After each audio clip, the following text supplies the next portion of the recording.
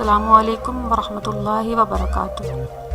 Asiya Bibi be کی بیرون ملک منتقلی، عمران خان کی سابق اہلیہ جائمہ گولڈ اسمتھ کا حیرت انگیز انکشاف۔ وزیر اعظم عمران خان کی سابق اہلیہ جائمہ گولڈ اسمتھ نے سوشل میڈیا پر آسیہ بی بی کے فیصلے پر اظہار خیال کرتے ہوئے کہا ہے کہ یہ وہ نیا پاکستان نہیں جس کی ہمیں امید تھی۔ جائمہ گولڈ اسمتھ نے اپنے ٹویٹر بیان میں موجودہ حکومت پر شدید تنقید کرتے ہوئے کہا کہ عدلیہ کے دفاع میں بڑی دلیرانہ تقریر کی گئی تھی، لیکن تقریر کے 3 دن بعد ہی حکومت مطالبات کے سامنے جھک گئی۔ انہوں نے کہا یہ وہ نیا پاکستان نہیں جس کی ہمیں امید تھی، جبکہ اب بھی امید ہے حکومت ایسا کچھ سوچ رہی ہوگی جو ہم نہیں جانتے۔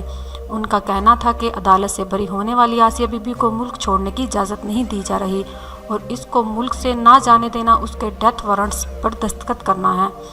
واضح رہے کہ سپریم کورٹ نے 31 اکتوبر کو ناکافی شواہد کی بنیاد پر آسیہ بی بی کی سزائے موت کے ہائی کورٹ اور سیشن کورٹ کے فیصلوں کا کالعدم قرار دیتے ہوئے رہائی کا حکم دیا تھا۔